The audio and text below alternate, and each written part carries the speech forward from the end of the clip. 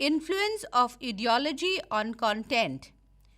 The lecture structure today is as follows. What is ideology?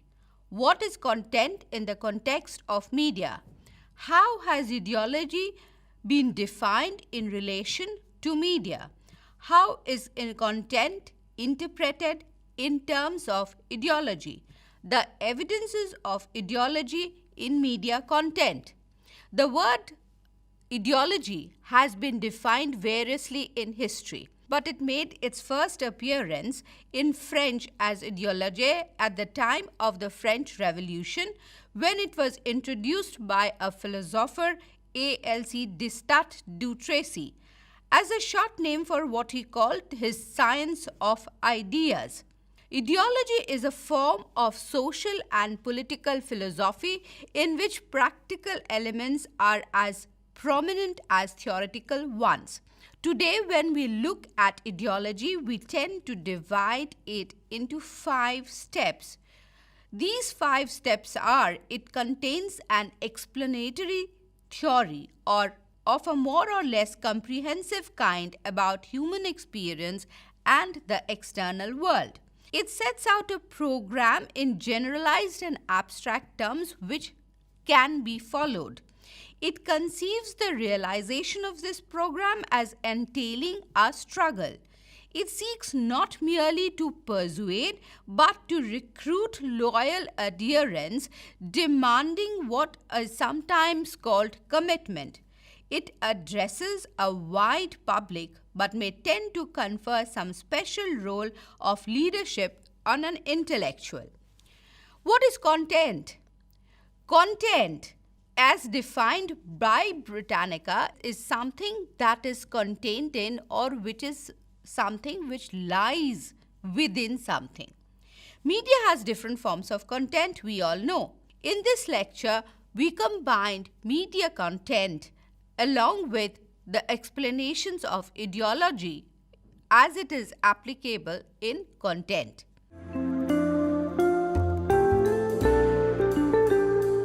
Intersection of ideology and context. You love music, right? We all know that music has the power of making us tap our toes or dancing. We usually like the music that has impact on us because it allows us to shape our environment to help us. At the far end of the spectrum, there is also music that we hate when we are forced to listen to it. The ambivalence about music says quite a bit. At a minimum, the experience of music is inflected by how in control we are of that experience. Even the most basic experience of music is inflected in power and politics. A ready example of would that be that often in our state, when we cross the roads, we hear a certain type of music. Whether we like it or not like it, that music is forced upon us. So what happens then? What we expand the frame to include control over the lyrics also. Similarly, the content of lyrics may not be what we like, but we are forced to accept it simply because it is imposed on us. So therefore, check out the following video that is there in the PowerPoint so that you can experience, you can understand how content can be restrictive. Build identities, determine behaviors, and forge our dreams. American researchers found that stories repeated in our minds actually interact with our biology. Our brains need shortcuts to simplify and organize information and data constantly coming at us. They impact how we view the world and make meaning from what we perceive. The narrative we tell and are told has the potential to create and continue prejudiced beliefs by those few who dominate the storytelling sphere. So, what dangerous ways has this materialized itself in the media and advertising? Here comes the various dimensions of ideology. When we talk about the various dimensions of ideology, we go back to Hegel and Marx. Although the word ideology, in the sense derived from Descartes de Tracy's understanding, has been passed into modern usage, it's important to notice the particular sense that ideology is given in Hegelian and Marxist philosophy. Where it is in a pejorative way, ideology there becomes a word for what these philosophers also called false consciousness. Hegel argued that people were instruments of history. They enacted roles that were assigned to them by forces they did not understand. The meaning of history was hidden from them. Only the philosopher understood that meaning. Therefore, the people were in a stage of false consciousness. They were told that whatever is being presented to you is the right picture. Underwent a little modification when Althusser provided a less deterministic notion of ideology, a representation of the imaginary relationship of individuals to their real conditions of existence. That is what Althusser postulated. That is, while ideologies do not correspond to reality, they do make allusion to reality. The central issue to Althusser is that ideology works through the hailing or interpellation of individuals as subjects through the common sense, assumptions of everyday life. According to him, the ideological power of the media lies not in an imposed false consciousness, but in the unconscious categories through which conditions are represented and experienced. This definition of ideology definitely put a pressure on content, because therefore whatever was there on media was accepted as being put on the people, and the people believed that this false consciousness that was there was right. This Marxian definition of ideology was given another dimension by Antonio Gramsci, who proposed the idea of powerful hegemonic force. According to him, the term hegemony refers to the means by which the ruling ordinary order maintains the dominance, and it defines the systematic engineering of mass content to the established order. So therefore, what Gramsci was saying, that the ruling order through the hegemony maintains a status quo, maintains a control over the mass media and subsequently over the people. The people are given to believe that their viewpoints are congruent with the dominant order that is there. Antonio Gramsci proposed the idea of a powerful hegemonic force as an extension of Marxism to help explain the power of ideas in helping forestall revolutionary pressures, and this theory is often cited in critical analysis of the media. According to Antonio Gramsci, it is hegemony that makes the masses believe in the power of media culture, and therefore they subscribe to it and they do not oppose it. Therefore, the ruling powers cannot supervise all aspects of the day-to-day introduction of content, but media institutions serve as a hegemonic function in continually producing a cohesive ideology as a unifying force. Therefore, hegemony is seen as a force which colludes the working force to believe in the dominant power structure, in the dominant philosophy. Now, let us take a small quiz and understand how much we have understood the subject. The first question: what sort of music content is usually purveyor of ideology? Is it classical? Is it country? Or is it rap? Who called ideology the science of ideas.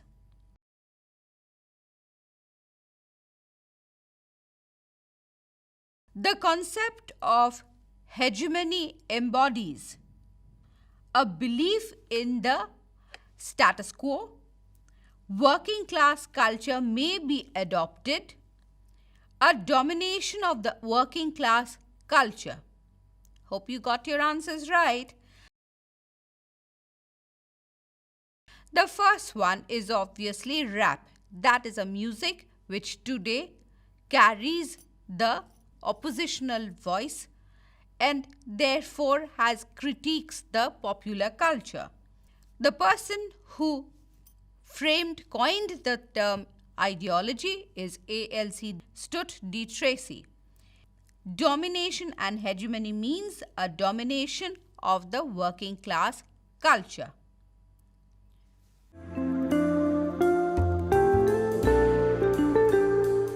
We go to the next philosophers or next set of thinkers who gave shape to the ideologies that are found in media and which guides the content of media. Known as the Frankfurt School of Thinkers, during the 1940s, Adorno Horkheimer criticized mass culture for its uniformity, worship of technique, monotony, escapism, and production of false needs, its reduction of individuals and its removal of all ideological choice. According to them, mass culture created a uniformity which did not do justice to the masses. The Frankfurt School has been criticized because of their uniformity of acceptance of mass culture. They present the phenomenon as loaded with contradictions. They saw it to be the force of resistance against the universalization of mass culture. They never underestimated its origins in privilege, its social importance, and political complicity. Indeed, Adorno seems highly aware of in his book Aesthetic Theory, wherein he points out that high art, despite all its seeming autonomy, has been reified, and therefore high art has become the place for people who have money, whereas mass culture is a place of the ordinary people. Though critics present evidence for the public's ability to restrain from blindly internalizing the ideology of mass culture, the Frankfurt School theorists remain pessimistic in those terms. This Frankfurt School's one-sided view of mass culture being uniform was taken up by Stuart Hall, who proposed a model of encoding, decoding media discourse, which represented the media text as located between its producers, who framed meaning in a certain way, and its audience, who decoded the meaning in a certain fashion, depending upon the social situations and frames of interpretation. These ideas proved a considerable stimulus to the rethinking of the universalization of mass culture. They led to research on the potential of the differential decoding, with a view especially to finding evidence of working class resistance to media dialogues. The direct results were meager in this area, but indirectly the theory gave power to the audience and returning some optimism that the audience was capable of interpreting the messages that were coming towards them, and they were not thoughtless mass who never looked into the messages that were coming to them and therefore accepting them unilaterally.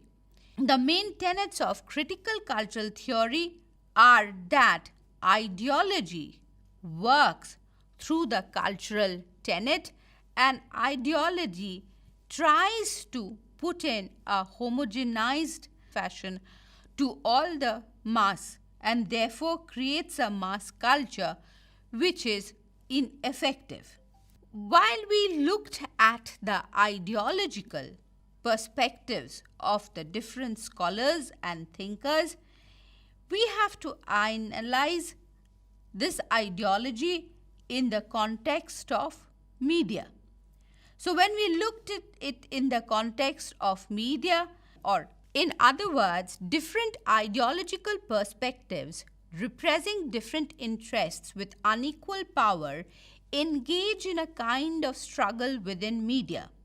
Some ideas will have the advantage because, for example, they are perceived as popular or built on familiar media images, and others will be barely visible, lurking around the margins of media for discovery by those who look carefully.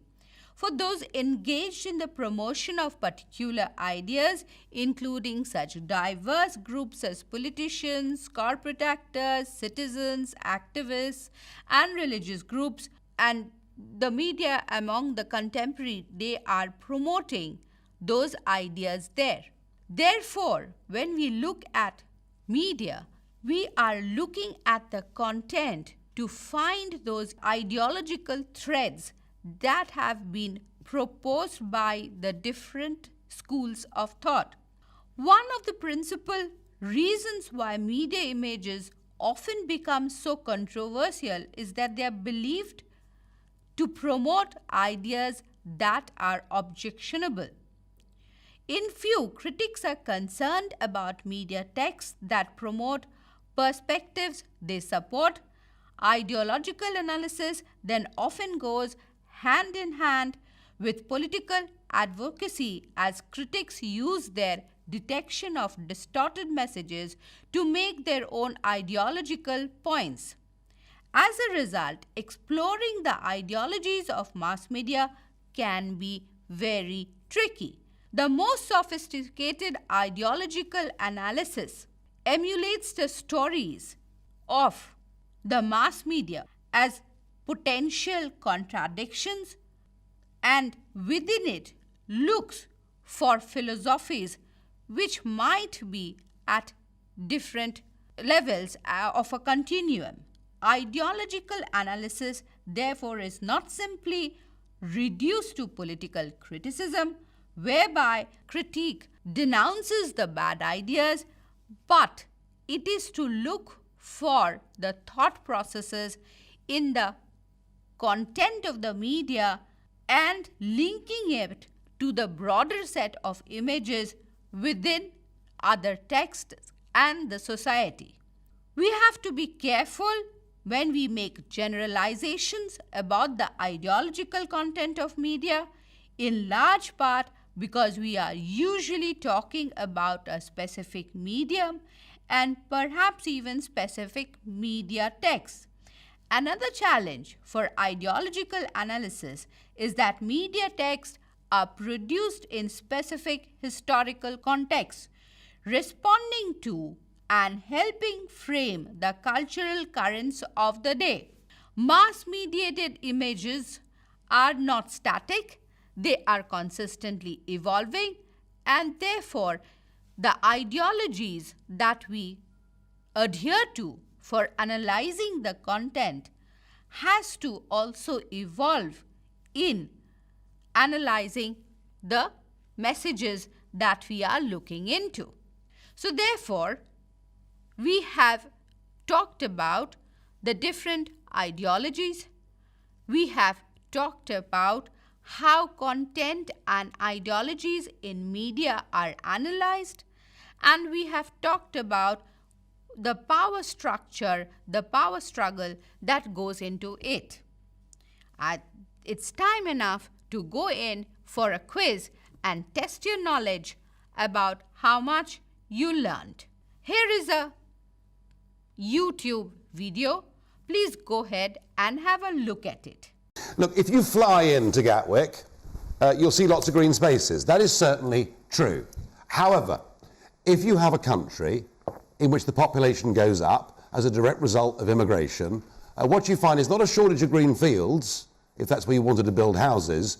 You find a shortage of primary school places. You find a shortage of GP surgeries. You know, we have fewer GPs per head than any other country in Europe today.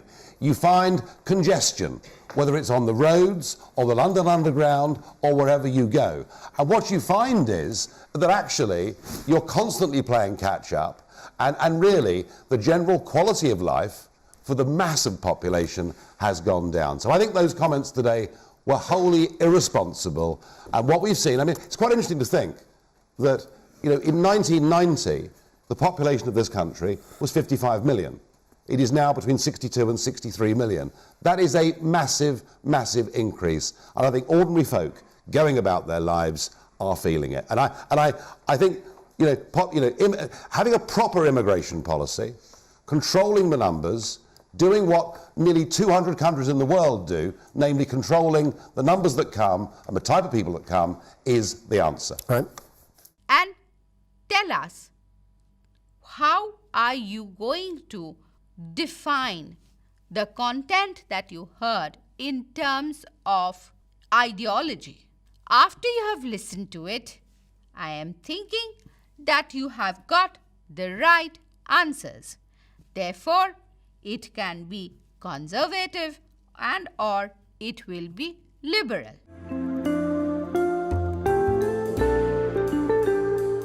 So, let us do a little sum up of the first part of influence of ideology on content.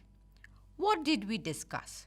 We discussed the definition of ideology by the French philosopher Descartes.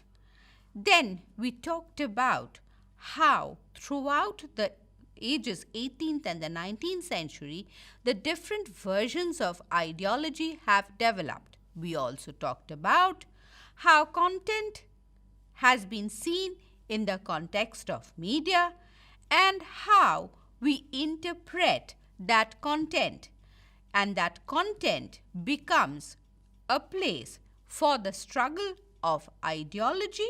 The content becomes a place for interpretation depending upon the social norms, depending upon the existing power structure. That content in the terms of ideology also becomes a place where we see the evidence of existing culture. So in our first part, we gave you the background of ideology, influence of ideology on content. In the second part, we are going to talk about how this content as manifested in the different media has ideology embedded in it. Thank you.